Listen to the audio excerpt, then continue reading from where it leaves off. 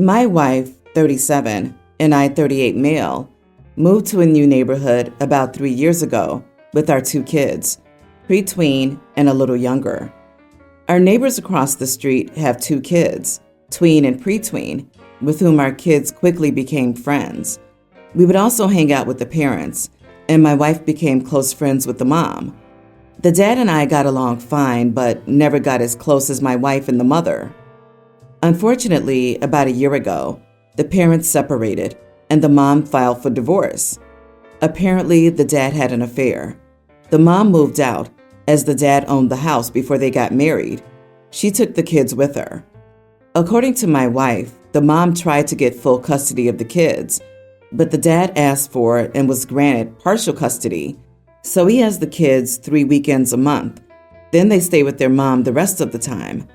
I've only very briefly talked with the dad about the whole thing, as he obviously feels a lot of shame about the affair, and we aren't close enough for me that I feel I can ask deep questions about it. The kids all still play together when they can. However, I noticed my wife would make it a point to ensure our kids invited them to our house. My wife was also asking the neighbor kids some pretty odd and honestly rather intrusive questions about their dad, like if he has friends over at his house when they're there, what he feeds them, what rules he has at home, do they feel safe there, etc. This past weekend, the kids stayed at our house for dinner, and my wife asked them if they liked hanging out with their dad or mom more. I cut in before the kids could answer and changed the subject to watching a movie after dinner. Then as my wife and I were cleaning up, I asked her what the heck all the questions were about. She said that her friend is still trying to get full custody of their kids, and she asked my wife if she would keep an eye out for anything that she could use to build the case against the dad. I was shocked. I told her that was none of our business, and she needed to stay out of it. I told her it seems like her friend is still upset about the affair and is using that anger to justify taking the kids away from their father. I told her that neither of us had ever seen anything to indicate that this guy was a bad father. Sure, he had an affair, which makes him a bad husband, but that has zero influence on his ability to be a good, loving father. I told her what her friend asked her to do was gross, and the fact that she's going along with it is something that I strongly disagree with. I told her she needed to mind her own business. She said she's just trying to look out for her friend, and she's trying to make sure that the kids end up in a situation that is best for them. I told her that essentially spying on our neighbor was not her responsibility, and she was definitely in the wrong for asking the kids the kind of question she was. She feels she's completely justified, but I do not. Not the idiot, but you should remind your wife that in her quest to help her friend remove the kids from their dad, she's causing parental alienation. The dad will eventually figure it out because the kids will answer honestly about the questions and conversations. Whatever information your wife gets and passes along to her friend is going to come out in a custody hearing. Your wife could be called to testify that she was the one to ask the questions or obtain the information. The dad could have grounds to sue your wife, and her friend would lose custody or custody time for parental alienation. Your wife's mission is going to negatively affect her family because your kids are going to be upset when they lose their friends because the father won't let them be around your wife when he figures out what she's doing. And you potentially face legal bills if the dad decides to sue your wife. Even if he loses, you still have to pay a lawyer to represent your wife. Your wife doesn't think there are any ramifications for her or you or your children, and there are serious ones. Your wife is obsessed with helping her friend and is willing to risk her own family's well-being to do it. She needs therapy. You do not want to mess with the court. If I found out that someone had made a project of getting my kids taken away and was actively working toward it, I would be doing everything legally within my power to visit as much harm and consequence on them as humanly possible. I would mess up that person's crap as much as I could manage in court, in the community, with their job, you name it. And I'm normally pretty mild. This is a line you don't cross, and OP's wife is playing with fire here. And while I'm sure it's fun to dive into the drama and play spy, this could get a lot nastier than I think she's considering. Using the kids as pawns in a divorce is wrong, and that's what your wife is doing on behalf of her friend. Ask her how she'd feel if someone asked your kids those questions. Ugh! As much as I hate to say it, because I despise people who have affairs, if the dad is not abusive, and it sounds like he isn't, both your wife and his ex-wife need to stop this crap ASAP. I, 26 female, didn't get to attend my high school graduation due to getting injured the day before. When it came time for my college graduation, the global issue just started, and no one got a graduation that year. I looked forward to finally walking across the stage in a cap and a gown after completing my master's. My ceremony was Saturday.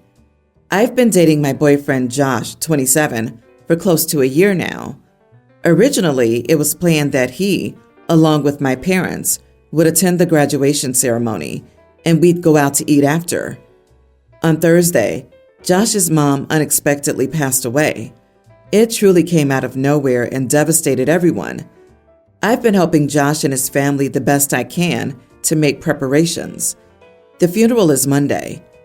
I grappled with whether I should attend my graduation, but ultimately decided I should. It's one day, and I figured Josh would be okay without me for a few hours. I obviously didn't expect him to come anymore, but I offered the invitation. He seemed a little stunned but said, ultimately, he wasn't going to be able to go, and I respected that. My parents seemed a little surprised that I still planned to go, but we went and got dinner afterward. When I got back to Josh's that night, he's been staying at his dad's. His sister, Amelia, 30, went off on me. She asked how I could abandon Josh at this time. Apparently, he had a complete breakdown upon finding some mementos of his mother. Josh hadn't cried since he got the news, but it finally hit him that his mom was gone. He was inconsolable for over an hour. Amelia was the only one there to comfort him. Finally, I went to check on him, and he didn't want to see me. I tried explaining to Amelia that this was a once-in-a-lifetime event and that I never had graduation. She replied, well, Josh has never had a parent die before. Ultimately, Amelia and Josh's dad asked me to leave as I upset both of his children. I've tried to contact Josh since, and he's told me he needs some space. I asked if he still wanted me to attend the funeral, and he said it was completely up to me. I brought this up with a friend, and she was floored that I'd still gone to my ceremony. It's the consensus with everyone that I should have skipped it. Was I wrong? Not the idiot. It really sucks, but this wasn't something you could just reschedule, and it was something that had been planned for a while. It's tragic that his mother passed away, but he had his family there with him, and there was no way for you to know that you would miss him having a mental breakdown. It's not like you skipped out on the funeral or something. Should you drop your entire life and just be at his side until he decides otherwise? I would also like to note that it's healthy to cry. OP says he hasn't cried. Maybe he was too stuck on trying to be strong around her, and he needed her gone so that he could have that moment to himself to really feel everything and have that incredibly healthy release that he did. OP, please don't be upset thinking you let him down. His sister is angry because her mother died. She's also having trouble processing her emotions around it. In that moment, she chose you to be a target for her grief over something else. Exactly. You didn't go to a bachelorette or a wild weekend in Vegas or Ibiza.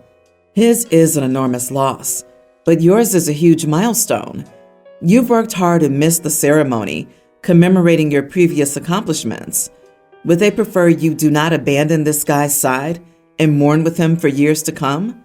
Taking some time for yourself, whether it's a few hours or a weekend, it's a healthy thing to do. Your presence isn't going to bring his mom back. You're not going to fill the void she's left behind. So he chose to be selfish and think that you're his, and whatever you may have going on in your life is of no value because it has nothing to do with him. Congratulations on your graduation, OP. I hope Josh's family doesn't hold a grudge because they're misguided by grief. Stay strong. My family had steak tonight for dinner. A large piece of pure fat was on one of the steaks, which I cut off to throw away. My daughter, Teen, told me not to throw it out and that she wanted to eat it. I cut off a small slice from the fat and gave it to her, but she insisted I give her the whole thing. It was a huge piece of fat, which would be super unhealthy to eat. I told her no, she didn't need a slice of fat, half the size of her entire steak, and said that that would be ridiculous. She got upset that I forced her to waste food she wanted. Part of my responsibility as a parent is to keep my children at least relatively healthy and not feed them pure beef fat just because they want it. Am I the idiot for throwing it away? Edit to clarify. It was on my plate. I didn't take it from hers. My daughter's overweight. She's gaining weight and has been. Her diet isn't healthy because she often buys herself snacks and fast food with her own money. Not the idiot. It's not wasted when it's obviously inedible. Sure, you can swallow everything on your plate, including bones. What's the point though? Furthermore, you're not obligated to give anything on your plate to someone else. It's your food, so you can do whatever with it. However, do you think she's deliberately gaining weight? Or is the weight gain a consequence of her poor eating habits? I was wondering aloud if it was a subconscious coping mechanism for something. Not gonna lie, crispy fried steak or pork chop fat is yummy, but it's absolutely ridiculous to eat a giant piece of fat. You're right on that, and she's wrong. She's still a kid, so you can veto some of her food choices. It'd be irresponsible if you let her eat whatever she wants all the time without caring about her health. You are the idiot. Of all the things that would make your daughter fat, eating a bit of animal fat would be the least of the causes. The processed high-carb snacks and fast food your daughter eats are doing far more metabolic damage than fat from regular meat ever could. If you check out the keto forums, you will see that many people eat high-fat foods without ill health effects when combined with non-processed foods and vegetables. If you're worried about your daughter's health, work with her to cut out the junk food. You are the idiot. You're going to give this child a bad relationship with food if you continue to police her diet like this. There are so many ways to keep your child healthy, and a balanced diet is one way of achieving that. I'm sure that eating one piece of delicious fat isn't the huge deal you make it out to be. 100% team daughter here.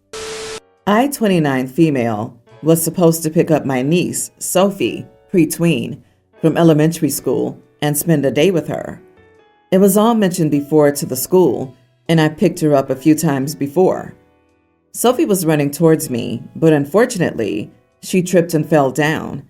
Her knee was bruised, and she started crying like crazy. I took her to the nurse's office immediately. The nurse was in her early 20s and helped Sophie clean up her wound and dressing. I tell my niece a lot about my line of work, so she asked if she was going to need stitches. If so, how many, and what kind, etc. The nurse was impressed. She showed Sophie a few items of equipment she had and asked if Sophie wanted to be a nurse like her. Sophie said no, she wanted to be a doctor like her aunt, aka me.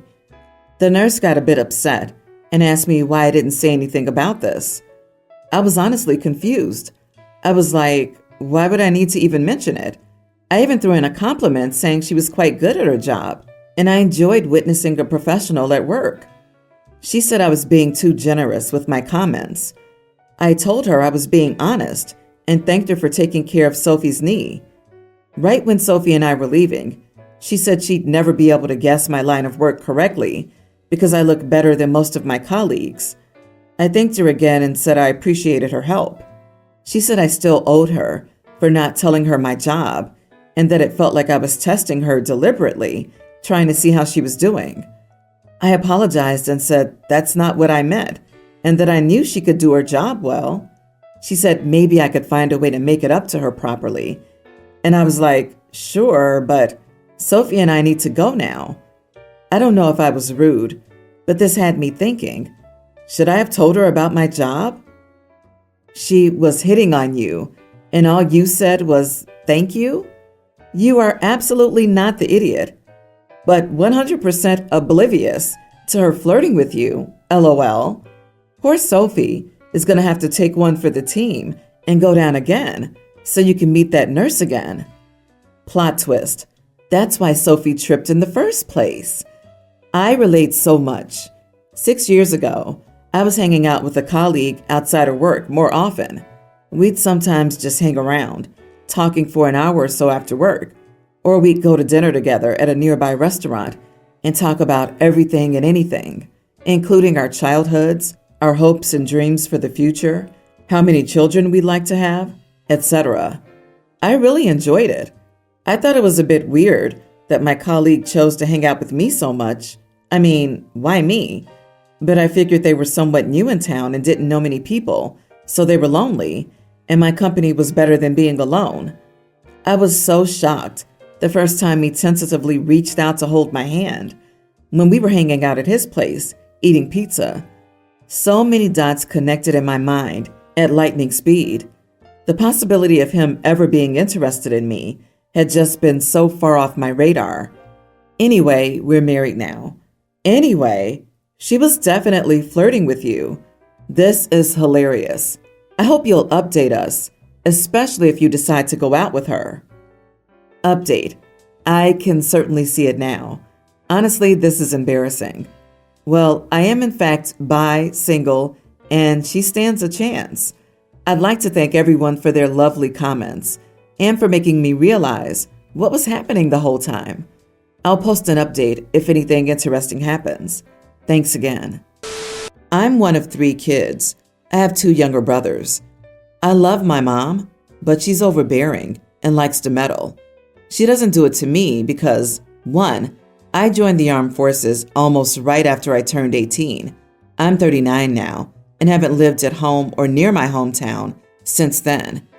2, I now live on the other side of the country, 4,000 kilometers away. 3, I'm gay, so my mom has no daughter-in-law to push around. I married my husband in 2006. Since we were both in the armed forces, we had a military wedding, so there was nothing for my mom to take over when it came to the planning. My husband and I visit my family only once a year, and we always stay in a hotel instead of with my parents. I talk to both my parents on the phone often, but I run interference between my mom and my husband so she can't bother him. It also helps that neither I nor my husband have social media, so she can't spy on us with it, and we don't want kids either. It's a different story for my brothers. Neither of them has boundaries with mom. They let her walk all over them and their wives and girlfriends.